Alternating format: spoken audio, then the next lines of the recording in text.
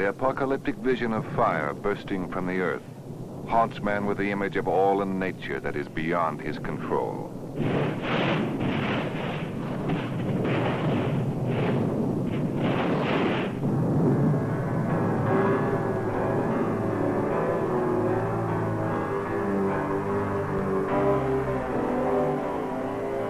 In the face of destruction, man turns to his God. His faith and the will to believe are all he has against the fear and despair that have always been part of his precarious place on the planet.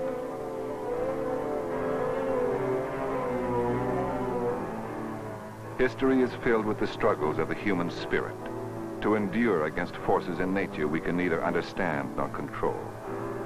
Man remains helpless when facing the awesome powers of the violent earth.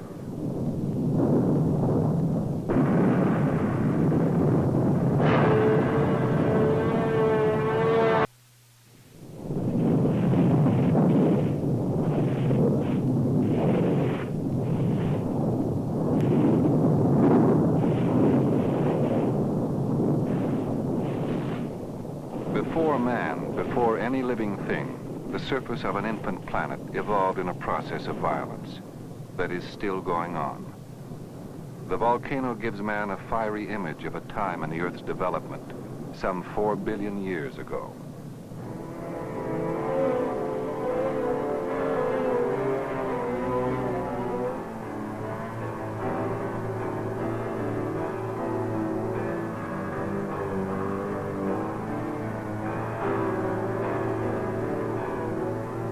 Magma, the seething mixture of molten rock and gases that breaks through faults in the Earth's crust as volcanoes, forms the surface of the planet we brazenly call our own.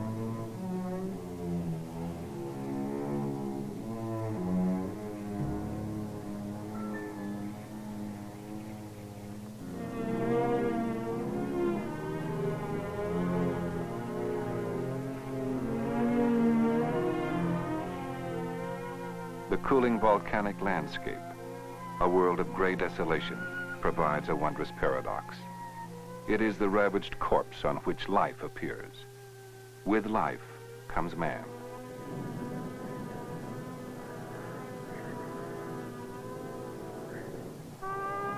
Haroun Tazieff is a 58-year-old geologist who has challenged the forces of nature for a quarter of a century. At the head of a team of French and Swiss scientist mountaineers, he explores the barren slopes and poisonous gases that have shrouded volcanoes in legend since the beginnings of man. At the top of the world, he seeks out the power that begins in the heart of the earth.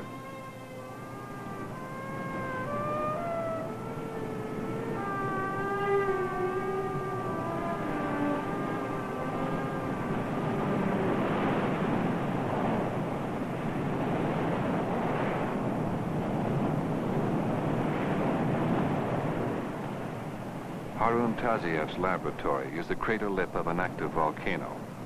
Perched on the edge of eternity, he collects and measures the deadly swirling gases in search of an answer to the mystery of volcanic activity. In his personal struggle with the Earth's power, he has led the little-known science of volcanology out of the laboratory to the volcano itself.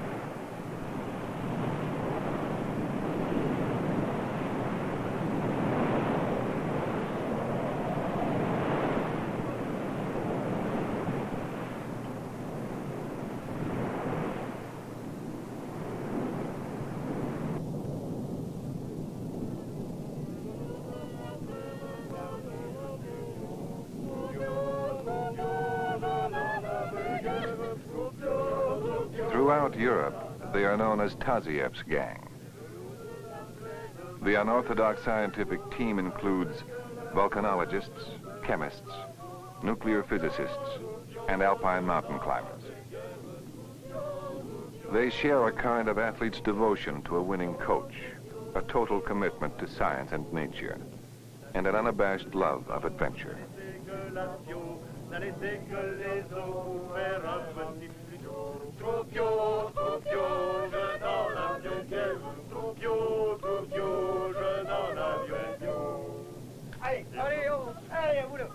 Tazieff has added the mountaineer's daring to the scientist's curiosity. He and members of his team have climbed volcanic peaks from Iceland to Africa, from the Andes to Indonesia.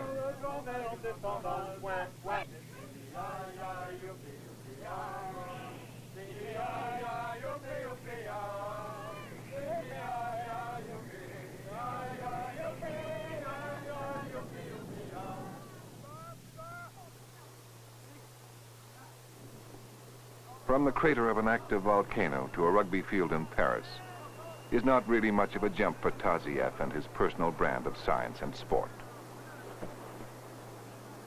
I became this strange type of volcanologist I am.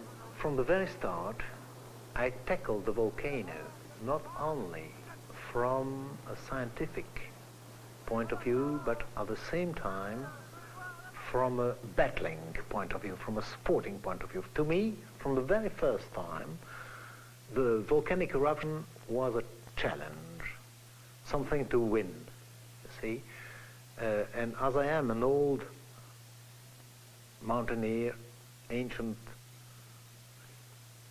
boxer, and still rugby player, as soon as a challenge arises, I'm like a bull, ready to fight it.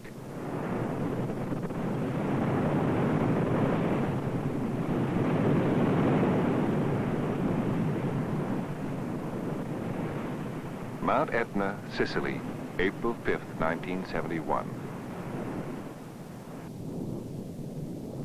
The largest active volcano in Europe provides Tazieff and his team with the perfect laboratory.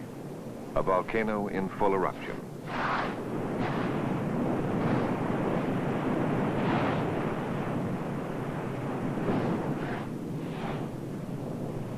On the trembling mountain already scarred with craters of hundreds of past eruptions, new fissures burst open.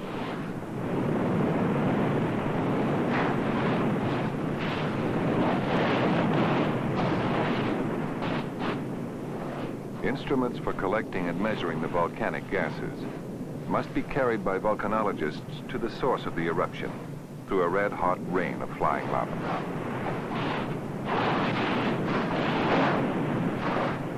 Like knights in some mythical joust, the volcanologists approach the dragon and poke their lances into its flaming mouth.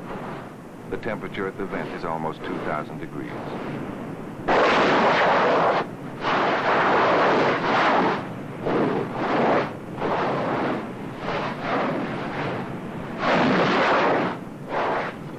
If they are struck by a chunk of burning lava, it could tear through the helmet and the man inside.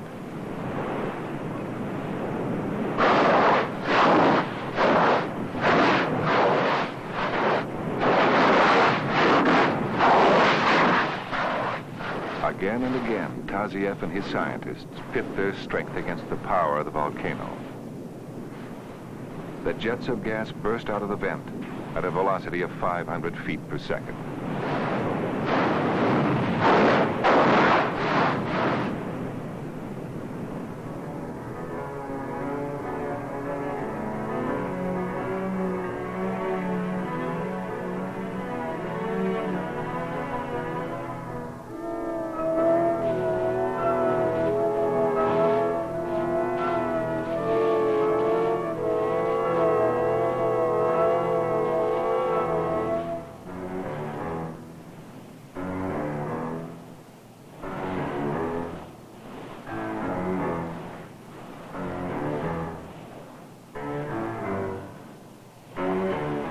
In the deadly swirling gases above the cauldron of molten rock, a lone man defies the Earth's mightiest force.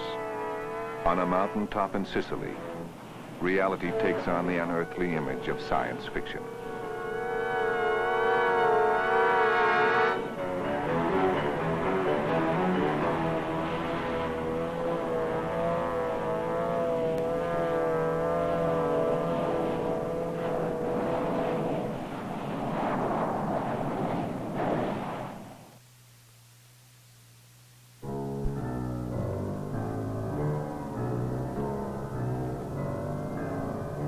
For 69 days, Mount Etna roars out her fury, annihilating everything that stands before it.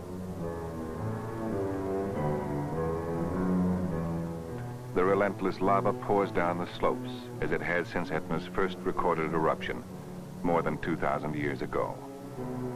The tiny wine-growing village of Fornazzo lies helpless in its path.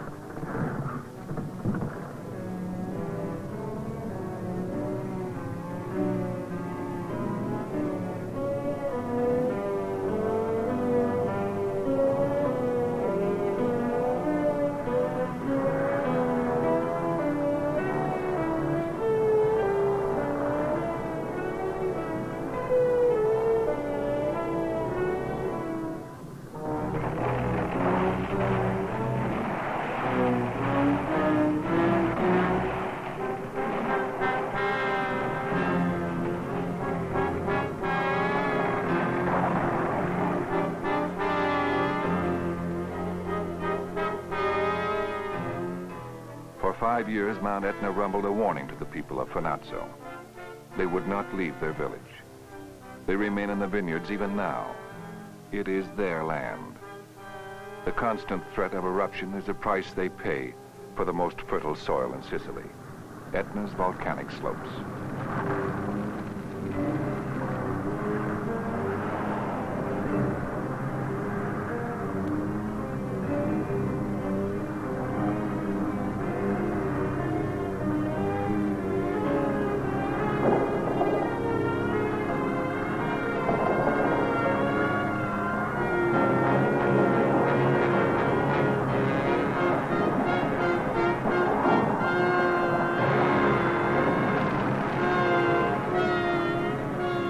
The lava flows through the outlying vineyards to the town of Fornazzo itself. The people grudgingly accept their fate.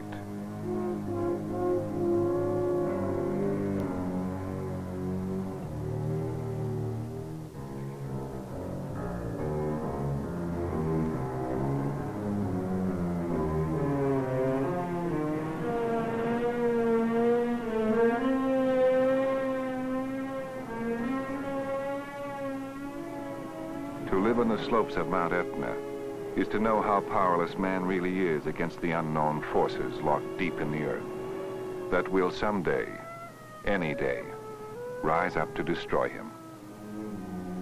Yet there are those who remain.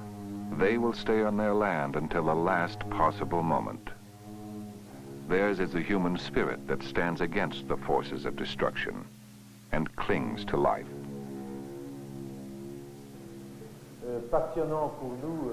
That spirit is Tazieff's message in the lecture halls of Europe.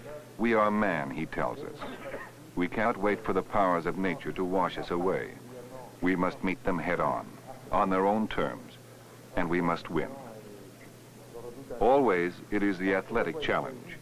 He tells the students, science is my life, the sport of it, my passion.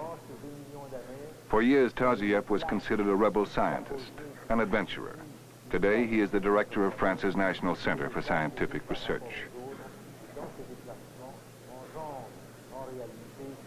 His challenge to nature is accepted by young people all over the world. Last call for flight 23, boarding at gate 9, flight 411, now arriving. At New York's John F. Kennedy Airport in the summer of 1972, a group of American students prepare to join Tazieff on an expedition through the rainforest of Central Africa to an active volcano called Nyiragongo. I don't know what to expect. I'm just kind of tagging along. Did you know that we're going to live inside the volcano? Yeah, Bob had told me that.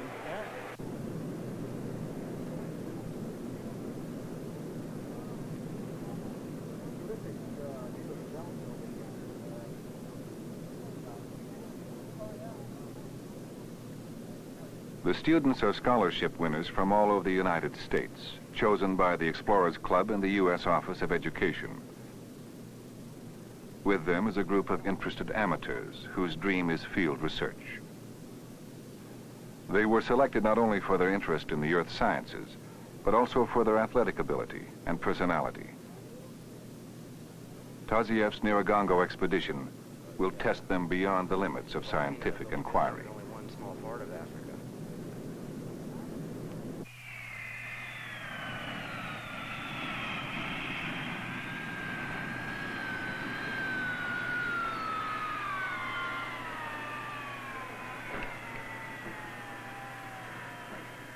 After a 22-hour flight, the students arrive in the Republic of Zaire, once the Belgian Congo.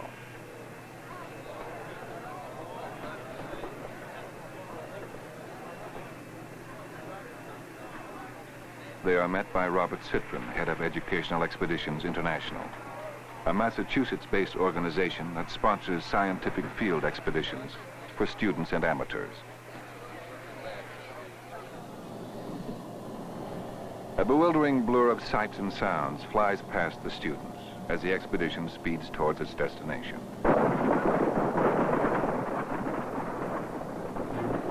They have only a few days for sightseeing on their way across Zaire's wide savannas before they will meet Tazieff and the rest of the expedition. It is the only chance the students will have to see the Africa which has haunted the imagination of Western man.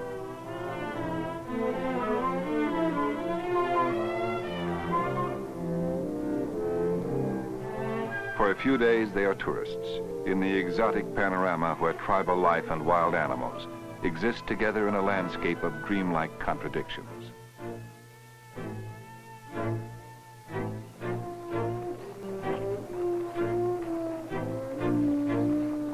The student safari is stopped at a river in the foothills of the volcanic Virunga mountain range.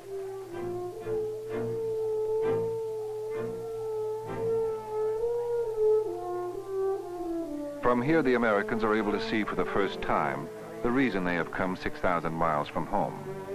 Ahead of them, rising out of the jungle mists, is Nyiragongo.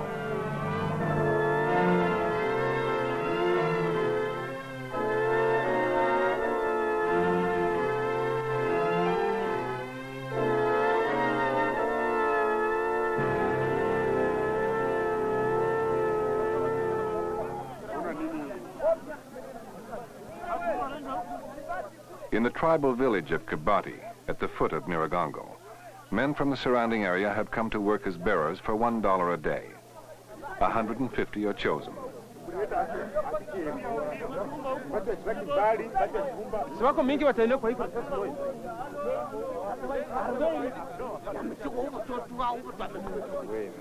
Haroun Tazieff is assembling the largest group ever to climb Nyiragongo.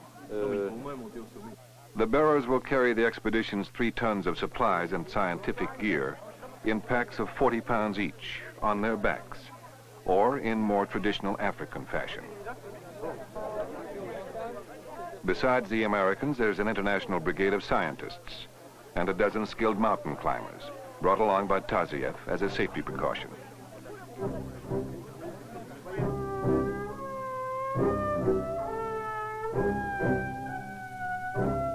For the 58-year-old Tazieff, the expedition may be the last round in the continuing battle he's fought with the mountain since 1947. He was on Nyiragongo then as a geologist, and the experience thrust his career and his life in a new direction.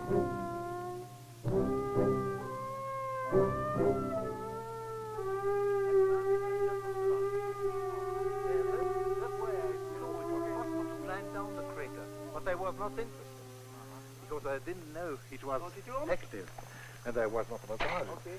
Then in '48, I came back as a volcanologist. For the first few miles, the students managed to keep up with Tazieff.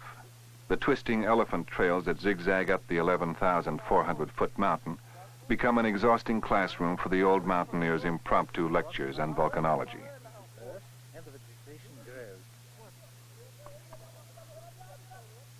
Deeper in the rainforest, the walk becomes a climb, and the expedition breaks into many small groups, each keeping its own pace.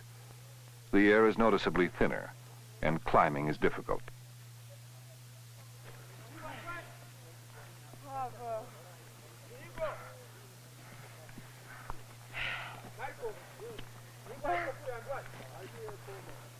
How was it? Marvelous. Except we're famished. Here you go.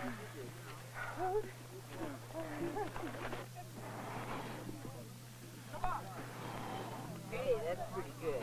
Here, got one. I got a cramp in there. Coffee, tea, or milk? How about some soup? Hot chocolate. More soup? I think we could have gone faster. It was just more fun this way. Come on, the last one up. Come on, come on. If you promise to put it at the front.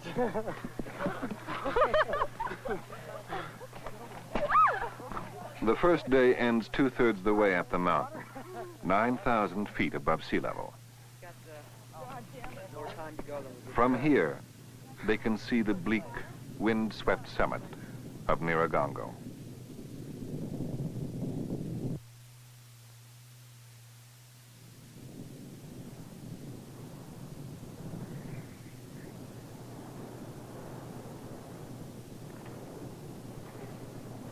After a 2-day climb through sweltering rainforest, a group of American students reaches the near-freezing summit of Nyiragongo. They have come 6,000 miles for the experience. Oh my God! Look at that! Took you long enough to get here. Look at that! Took you so long. You can't picture something. It was flinging some hot rocks up a while ago.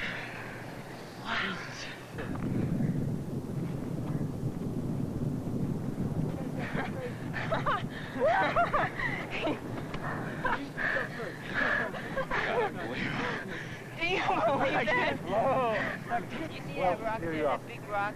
Yeah, the one that's kind of... That's where we're going to be standing on. We're going to be standing on that big rock? That's where that other guy was photographed from, right? Look at it! Look at it! Look at it mounting up right there. Look at it breaking up. Right, you see it right there? Wow! 650 feet below is Nyiragongo's active lake of molten lava.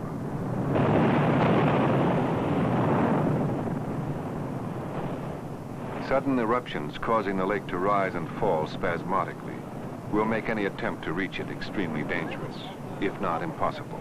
And it overflow it, you'll see it when you'll be down. And then it receded, and a small collapse of the whole former pit, in the whole former pit. The lava fountain. Yes, you can say so. I don't believe it. It looks like it's rising, doesn't it?